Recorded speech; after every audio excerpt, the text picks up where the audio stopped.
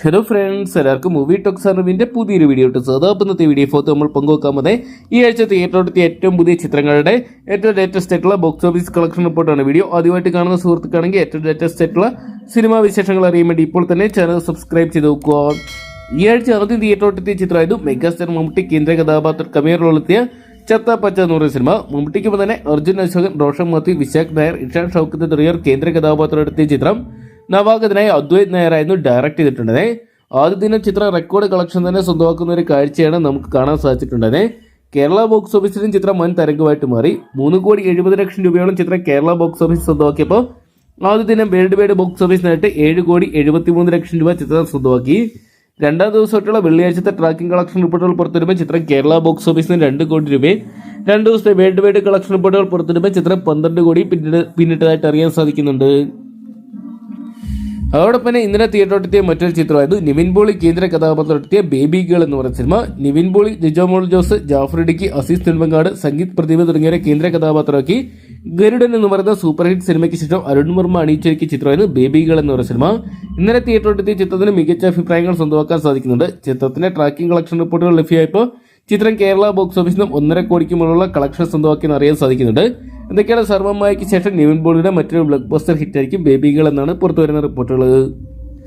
അതോടൊപ്പം ഇന്നലെ കേരള ബോക്സ് ഓഫീസിലോട്ട് എത്തിയ മറ്റൊരു ചിത്രമായിരുന്നു മാജിക് മഷ്റൂം എന്ന് പറയുന്ന സിനിമ. വിഷ്ണു ഉണ്ണികൃഷ്ണനെ കേന്ദ്ര കഥാപാത്രമാക്കി കട്ടപ്പന ഋത്തിക് റോഷൻ എന്ന് പറയുന്ന സിനിമയ്ക്ക് ശേഷം നാദിർഷ അണിയിച്ചൊരുക്കിയ ചിത്രമായിരുന്നു മാജിക് മഷ്റൂം എന്ന് പറയുന്ന സിനിമ. വളരെ മികച്ച ഒരു കോമഡി എന്റർടൈനർ എന്നൊരു ലേബൽ ചിത്രത്തിൽ സ്വന്തമാക്കാൻ സാധിച്ചിട്ടുണ്ടായിരുന്നു. വിഷ്ണു ഉണ്ണികൃഷ്ണനൊപ്പം തന്നെ അക്ഷയ ഉദയകുമാർ, സിദ്ധാർത്ഥ് ഭരതൻ, ഹരിശ്രീ അശോകൻ, അൽതാഫ് സലീം, മീനാക്ഷി ദിനേശ്, അജു വർഗീസ് തുടങ്ങിയവർ കേന്ദ്ര കഥാപാത്രമായിട്ട് എത്തിയിട്ടുണ്ടായിരുന്നു. ചിത്രത്തിന്റെ ആദ്യ കേരള കളക്ഷൻ റിപ്പോർട്ടുകൾ പുറത്തുവരുമ്പോൾ ചിത്രം ഏകദേശം 30 ലക്ഷം രൂപയ്ക്ക് അടുത്തുള്ള തുക മാത്രമാണ് കണ്ടെത്തിയിരിക്കുന്നതാണ് പുറത്തുവരുന്ന റിപ്പോർട്ടുകൾ. ഒരുപക്ഷെ ചിത്രം വരും ദിവസങ്ങളിൽ മികച്ച കളക്ഷൻ സ്വന്തമാക്കുമെന്ന് കണ്ടുതന്നെയറിയാം. അതോടൊപ്പം ഇന്ത്യൻ ബോക്സ് ഓഫീസിൽ ദുരന്തർ എന്ന് പറയുന്ന സിനിമയ്ക്ക് ശേഷം മറ്റൊരു ചിത്രം തരംഗമായിട്ട് മാറിക്കൊണ്ടിരിക്കുകയാണ്.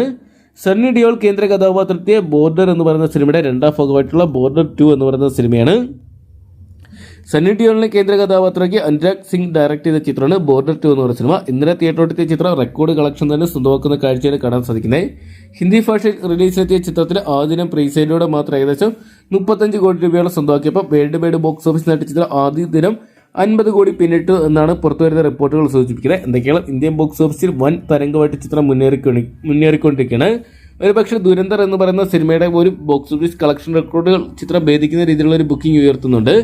ചിത്രത്തിന്റെ രണ്ടാം ദിനമായിട്ടുള്ള ഇന്നത്തെ പ്രീസെയിൽ കളക്ഷനും ഏകദേശം 20 കോടിക്ക് മുകളിൽ സ്വന്തമാക്കിയെന്നാണ് അറിയാൻ സാധിച്ചിരിക്കുന്നത്. എന്തൊക്കെയാണ് കാത്തിരിക്കുക ചിത്രത്തിന്റെ ഒഫീഷ്യൽ അപ്ഡേറ്റുകൾക്കായിട്ട്.